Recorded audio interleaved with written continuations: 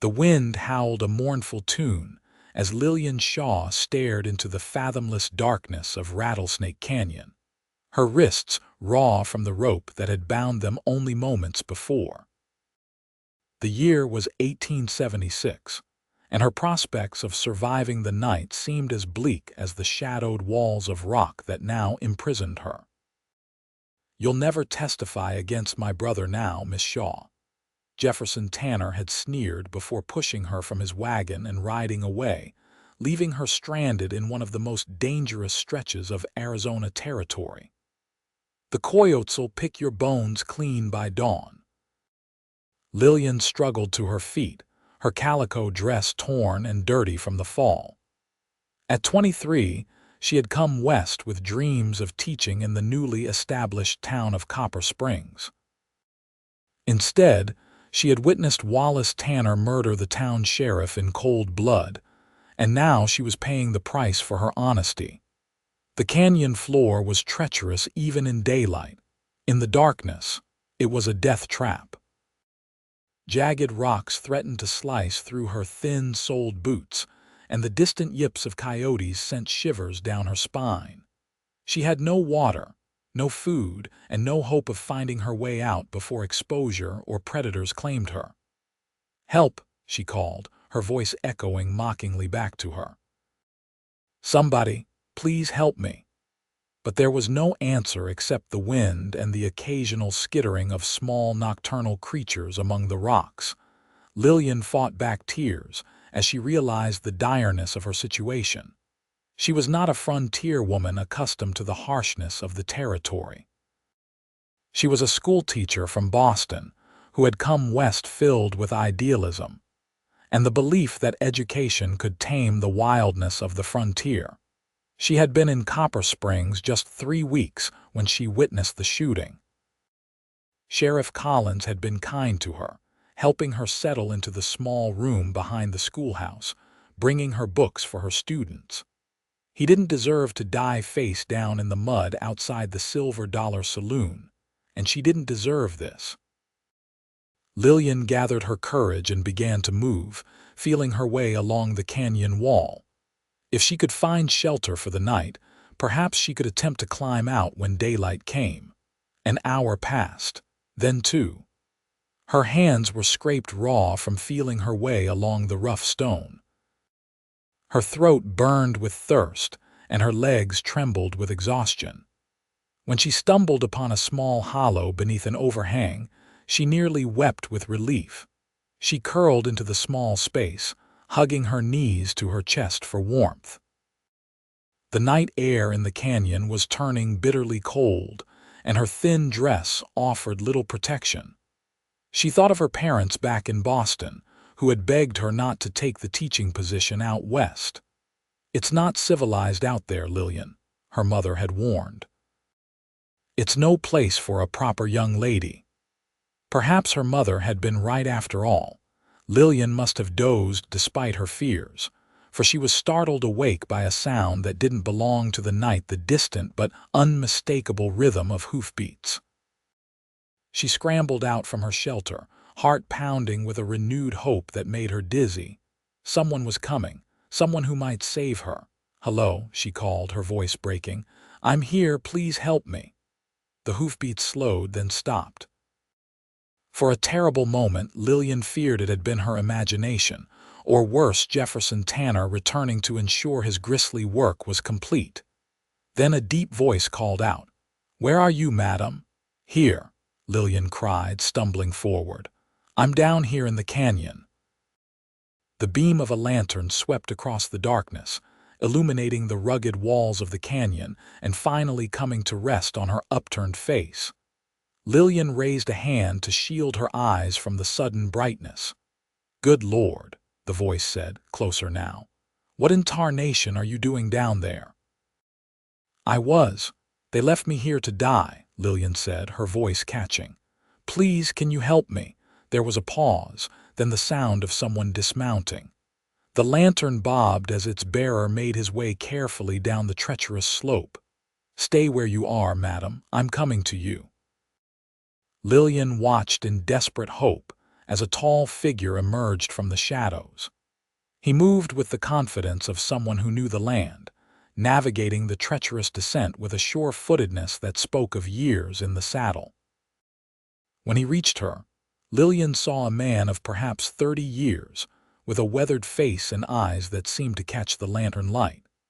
He wore the practical garb of a working cowboy, denim trousers, a flannel shirt beneath a leather vest, and a wide-brimmed hat that cast shadows across his features. "Ethan Ellis," he said by way of introduction, tipping his hat slightly. "Trail foreman for the Double Circle Ranch." His gaze took in her disheveled appearance, the tears in her dress, the raw marks on her wrists. His expression hardened. "Who did this to you?" "Jefferson Tanner," Lillian said, the name bitter on her tongue. "His brother killed the sheriff in Copper Springs. I saw it happen. They said no one would believe a woman over the word of the Tanners." Ethan's jaw tightened. "The Tanners," he said, almost to himself. "Those bastards think they own half the territory." He looked back up the slope. "My horse is up there. I can get you out, but it won't be easy in the dark." "I'll do whatever I need to," Lillian said, determination replacing her earlier despair. "I won't die in this place." Ethan nodded, impressed by her spirit. "What's your name, madam?" "Lillian Shaw. I was the new schoolteacher in Copper Springs." "Well, Miss Shaw, let's get you out of this canyon." Getting up the steep slope proved as difficult as Ethan had warned. Lillian's skirts hampered her movements, and her strength was already depleted from her ordeal. More than once, Ethan had to catch her as she slipped, his strong hands steady and respectful as he guided her upward. When they finally reached the rim of the canyon, Lillian was trembling with exhaustion. Ethan's horse, a sturdy buckskin gelding, nickered softly as they approached. "This is Buck," Ethan said, patting the horse's neck. "He's strong enough to carry us both to safety." He helped Lillian mount, then swung up behind her. The closeness of him, a stranger, would have been scandalous in Boston, but here in the wilderness, it was her lifeline. She could feel the solid warmth of him at her back, the strength in the arms that reached around her to hold the reins. "There's a line camp about 2 hours from here," Ethan said as they set off at a steady pace. "We can rest there, get you some food and water." Lillian nodded, suddenly too weary to speak. The rhythmic movement of the horse beneath her and the security of Ethan's presence lulled her into an exhausted doze. She awoke to find Ethan gently shaking her shoulder. "Miss Shaw, we're here." The line camp was a simple one-room cabin, rustic but solid. Inside, Ethan quickly lit a lantern and stoked the banked fire in the small iron stove. The interior was sparse but clean: a narrow cot against one wall, a rough wooden table and chair, shelves stocked with basic provisions. "It's not much," Ethan said, gesturing around, "but it's safe." "It looks like paradise to me," Lillian said sincerely. Ethan busied himself heating water and preparing a simple meal of beans and biscuits from his supplies. He offered her his canteen, and Lillian drank gratefully, the water soothing her parched throat. "The Tanners," Ethan said as he worked, "have been causing trouble in these parts for years. Wallace fancies himself a big man because his daddy left him some money and land. Jefferson is the muscle, mean as a rattlesnake and twice as dangerous. Sheriff Collins was trying to arrest Wallace for cheating at cards," Lillian explained. "Wallace shot him in the back as he was walking away." She shuddered at the memory. "I saw it all from the schoolhouse window. I couldn't just say nothing." "No, you couldn't," Ethan agreed, his expression grave. "But testifying against the Tanners is a dangerous business. They've got friends in high places, including Judge Morris over in Tucson." "What am I going to do?" Lillian asked, the full weight of her situation settling over her again. Ethan placed a plate of food before her. "First, you're going to eat and rest. Tomorrow we'll ride to the main ranch." My boss, Mr. Harrington, is a fair man with connections of his own. He won't stand for what the Tanners have done." As they ate, Ethan told her about himself, how he'd come west from Tennessee after the war, working his way up from ranch hand to foreman. He spoke of the land with a quiet passion that revealed his deep connection to it. "What about you, Miss Shaw?" he asked. "What brought a Boston schoolteacher all the way out here?" Lillian smiled faintly. "A romantic notion, I suppose. I read about the need for teachers in the Western Territories and thought I could make a difference." She looked down at her torn dress. "I wanted adventure, too. I've certainly found that, though not the kind I imagined." After the meal, Ethan insisted she take the cot while he made a bedroll for himself on the floor. "I couldn't possibly take your bed," Lillian protested. "You've been through enough today," Ethan said firmly. "I've slept on harder ground than this." Too exhausted to argue further, Lillian accepted his gallantry. As she lay on the narrow cot, listening to the quiet sounds of Ethan preparing for sleep, she felt an unexpected sense of safety in this stranger's presence. "Mr. Ellis," she said softly into the darkness. "Yes, Miss Shaw, thank you, for saving my life." There was a moment of silence before he replied, his voice gentle. "Get some rest, Miss Shaw. We've got a long ride ahead of us tomorrow." Lillian closed her eyes, and for the first time since witnessing Sheriff Collins' murder, she slept without fear. Morning came with a gentle clarity, sunlight filtering through the cabin's single window. Lillian awoke to find Ethan already up, tending to his horse outside. She used the opportunity to make herself as presentable as possible, washing her face and hands in the basin of water he had left for her, and attempting to smooth her hopelessly tangled hair. When Ethan returned, he carried a bundle of cloth. "Found this in the trunk," he said, somewhat awkwardly offering it to her. "It's one of the spare shirts we keep here. Thought you might want something less torn." The shirt was far too big for her, but Lillian accepted it gratefully. Ethan stepped outside to give her privacy while she changed, removing her ruined dress and putting on the rough cotton shirt. She used a piece of string from her pocket to cinch the waist, creating a makeshift dress that, while hardly fashionable, at least offered more dignity than her tattered garment. They set out after a breakfast of coffee and the remaining biscuits. The Double Circle Ranch, Ethan explained, was about a 4-hour ride to the southeast. As they traveled, the landscape changed from the rugged canyon lands to rolling grasslands dotted with mesquite and piñon pine. "This is beautiful country," Lillian observed, taking in the vast open spaces that stretched to distant mountain ranges. "That it is," Ethan agreed. "First time I saw it, I knew I'd found home." Lillian found herself studying his profile as he spoke, the strong line of his jaw, the quiet confidence in his bearing. There was an integrity about him that she had sensed from their first meeting, a fundamental decency that stood in stark contrast to the Tanner brothers. "Tell me about Mr. Harrington," she said. "You seem to respect him a great deal." Ethan nodded. "Thomas Harrington came out here 20 years ago with nothing but determination and a good head for business. Built the Double Circle into one of the most successful ranches in the territory. He's tough but fair, and he treats his men well." He glanced at her. "He's also not a man to back down from a fight, especially when it's the right thing to do."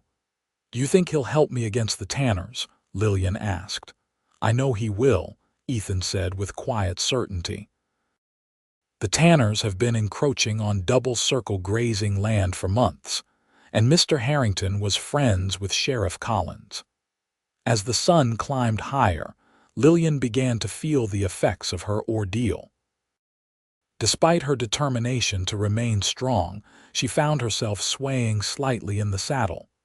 Ethan noticed immediately. "We'll rest here a while," he said, guiding Buck toward a small copse of trees near a trickling stream.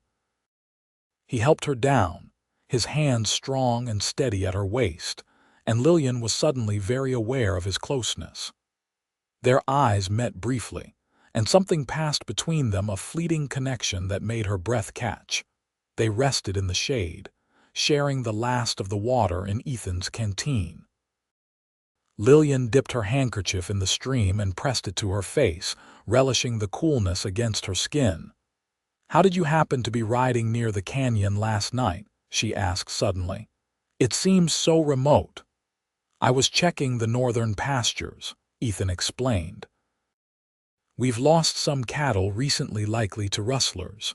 I was on my way back to the line camp when I thought I heard someone calling." "Divine providence," Lillian murmured. Ethan looked thoughtful.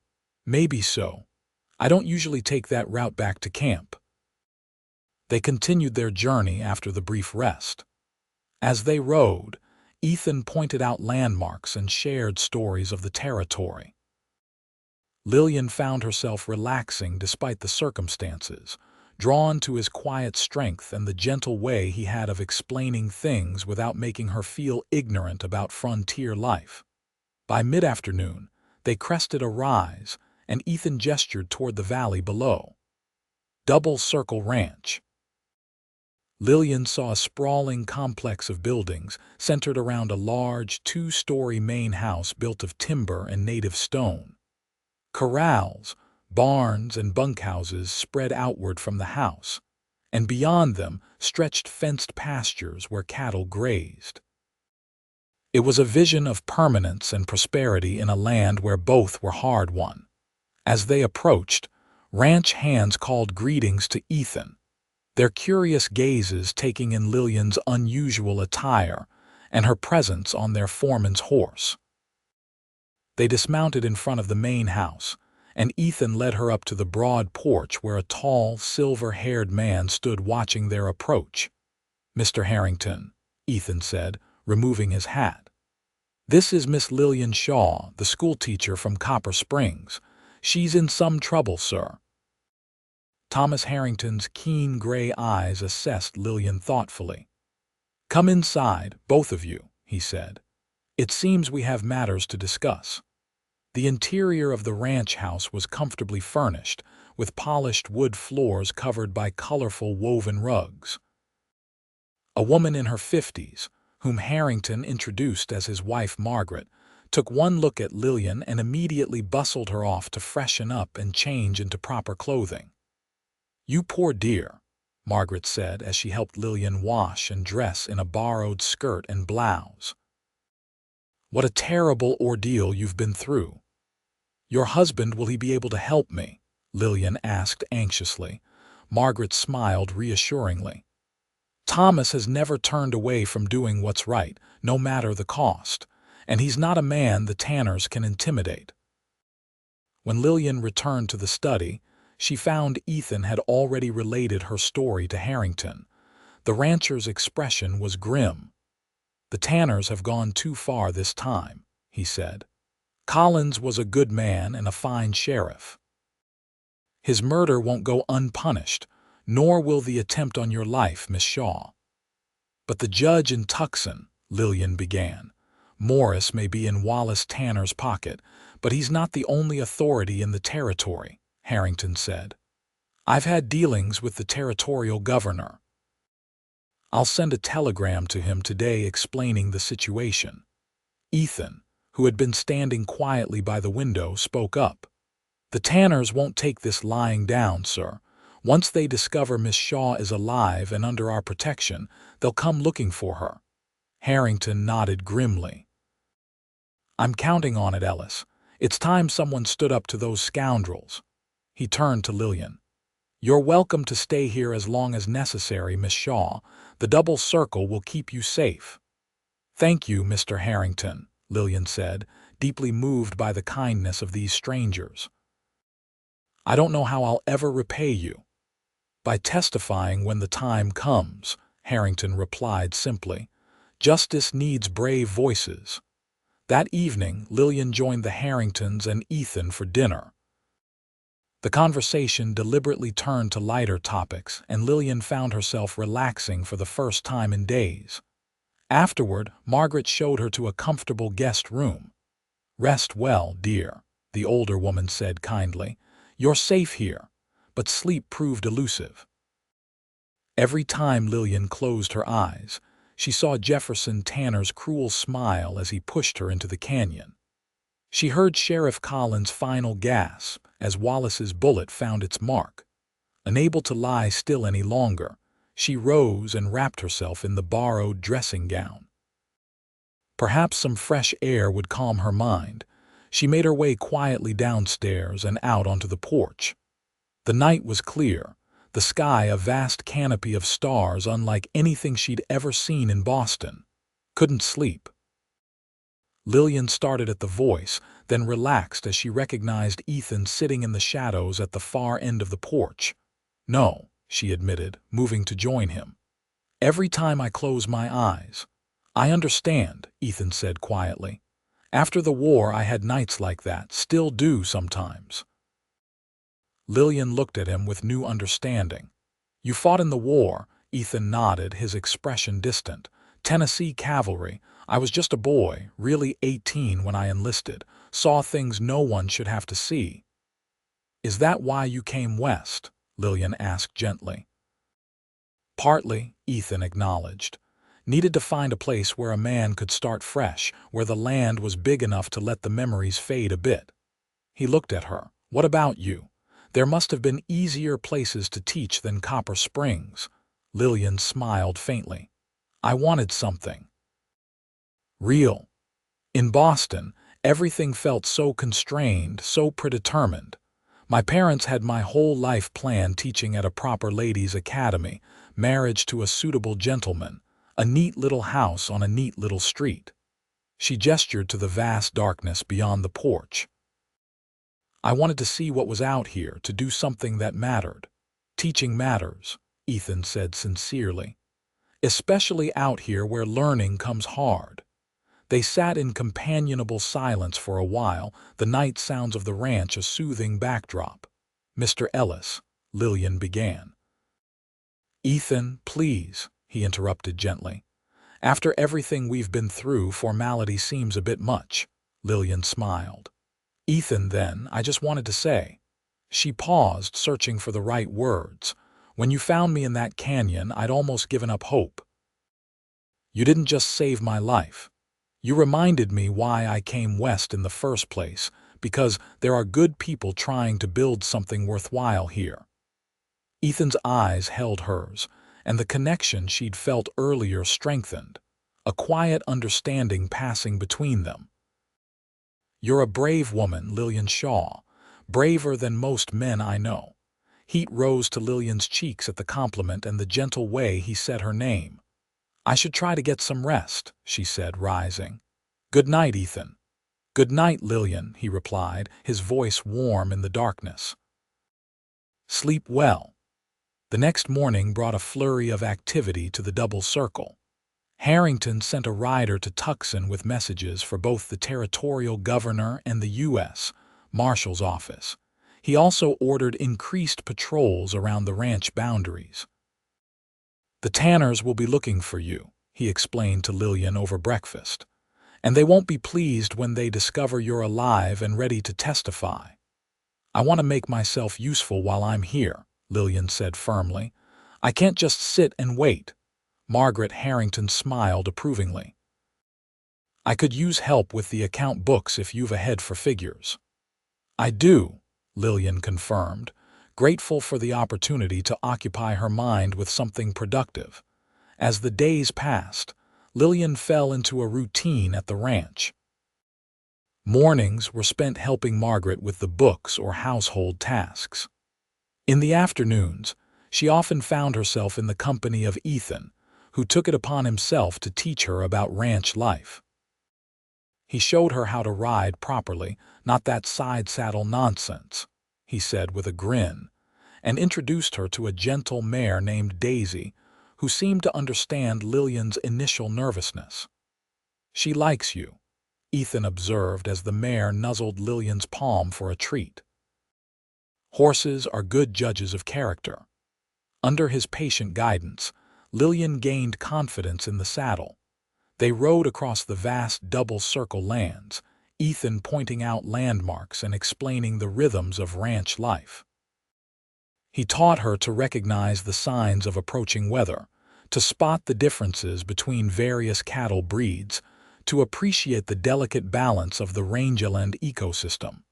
During these rides, they really talked about their lives, their hopes, their disappointments. Lillian told him about her sheltered upbringing in Boston, her desire to break free from society's narrow expectations for a woman of her class. Ethan shared stories of his childhood in Tennessee, the horrors of the war, and his gradual healing in the Western landscapes. "I never thought I'd feel at home anywhere again," he confessed one afternoon as they rested their horses on a hilltop overlooking the ranch. "Then I found this place." Lillian understood what he meant. Despite the danger that had brought her here, she felt a growing connection to the land, to its harsh beauty and uncompromising honesty. And she had to admit to herself, a growing connection to Ethan Ellis. It wasn't just gratitude she felt for her rescuer, though that remained strong. It was something deeper, an appreciation for his quiet strength, his unwavering integrity, his gentle humor. When they rode together, his hand occasionally steadying her in the saddle, Lillian felt a warmth that had nothing to do with the Arizona sun. A week after her arrival at the Double Circle, word came from Tucson. The territorial governor had appointed a special prosecutor to handle the case against the Tanners, bypassing Judge Morris entirely. The U.S. Marshal was sending deputies to arrest the brothers. "It's good news," Harrington announced at dinner. "But it also means we need to be especially vigilant. The Tanners will be desperate once they learn of the governor's involvement."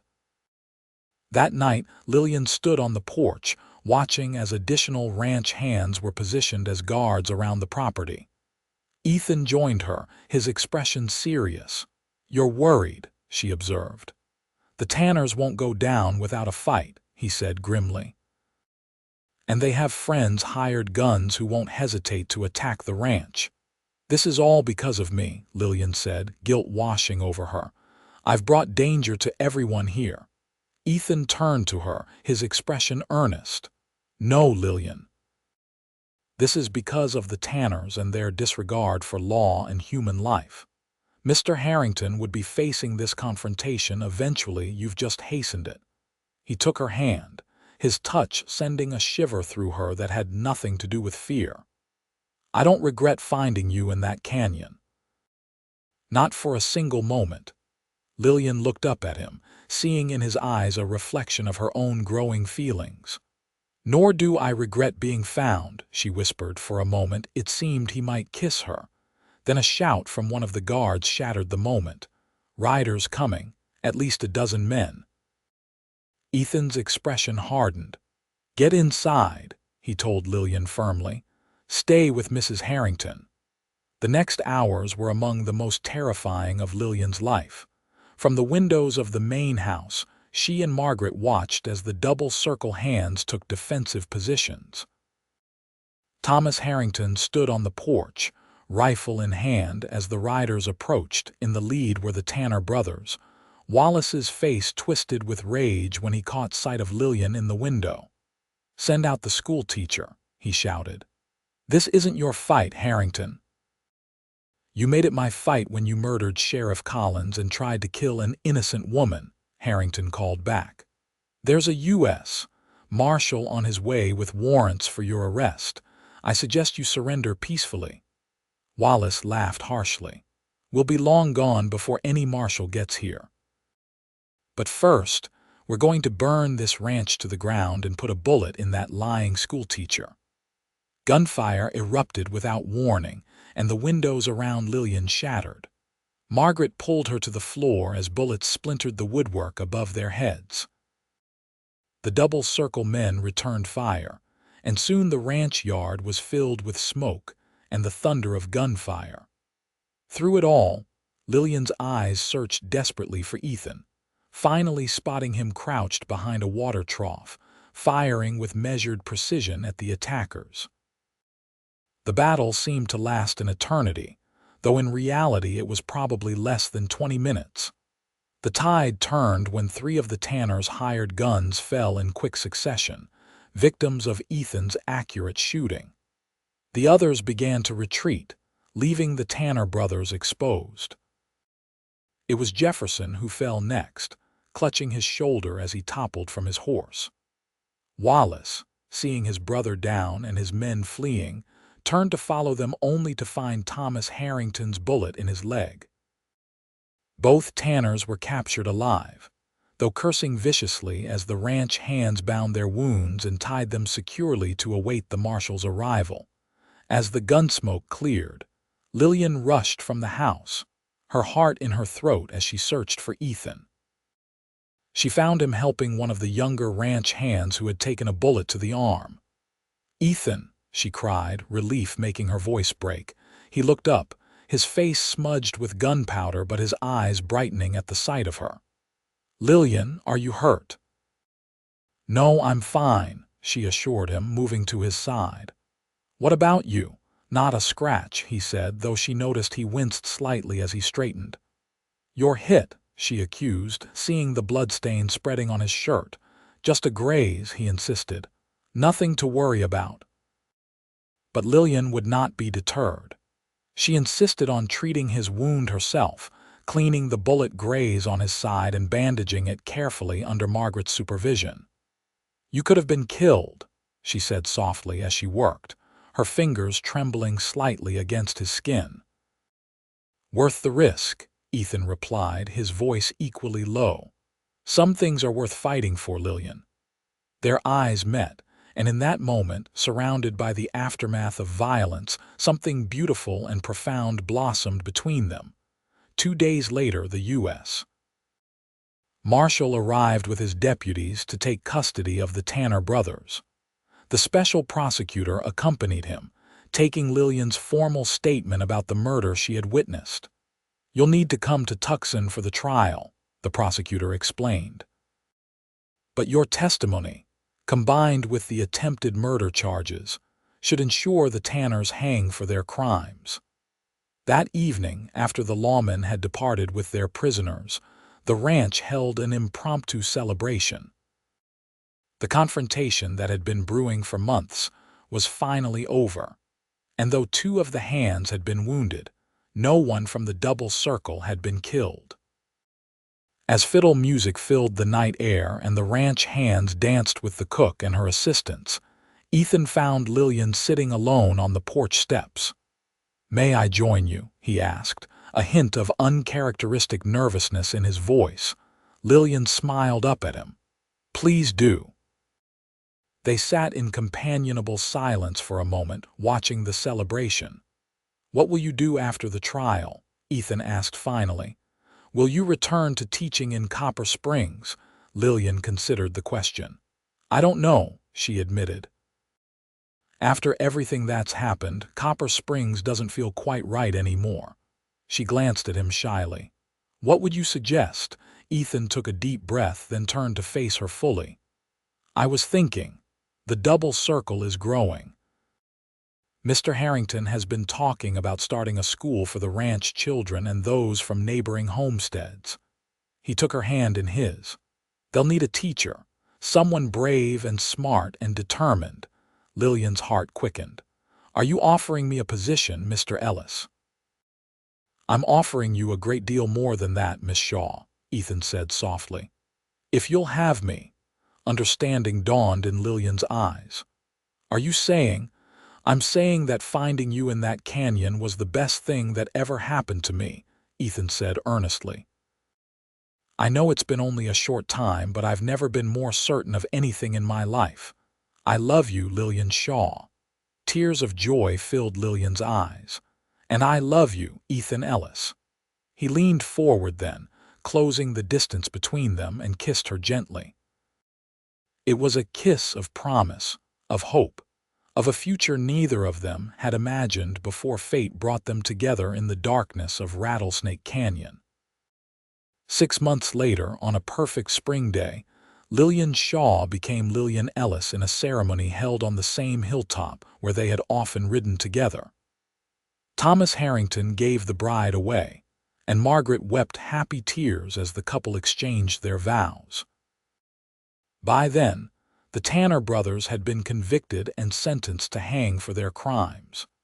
The territory was safer for their removal, and the double circle prospered under Thomas Harrington's leadership and Ethan's capable management. The small schoolhouse Ethan had promised was built at the edge of the ranch compound, and Lillian found herself with a dozen eager students ranging in age from 6 to 16. She taught them reading and writing, arithmetic and history, but also resilience and courage lessons she herself had learned in the harshest possible way. In the evenings, she returned to the snug cabin Ethan had built for them, where they shared the day's events and planned for their future. They talked of children, of expanding the school, of the growing community around the double circle. On the first anniversary of the night Ethan had found her in the canyon, they rode together to the rim and looked down into the darkness that had nearly claimed her life.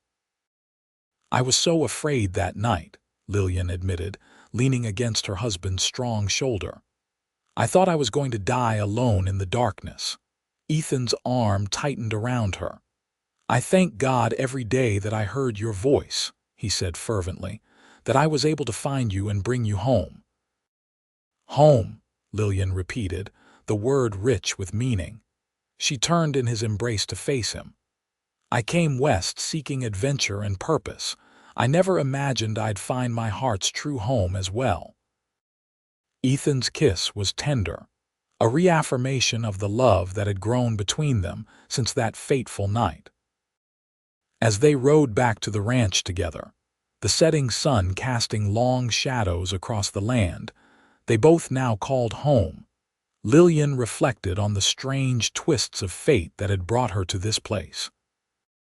The horror of witnessing a murder, the terror of being thrown into the canyon, had ultimately led her to a love and a life more fulfilling than anything she could have imagined in her Boston parlor. And as the lights of their cabin came into view, Lillian Shaw Ellis knew with absolute certainty that she had found where she truly belonged, not just in this wild, beautiful land, but in the arms of the cowboy who had ridden through the darkness and pulled her away from death into a life filled with love.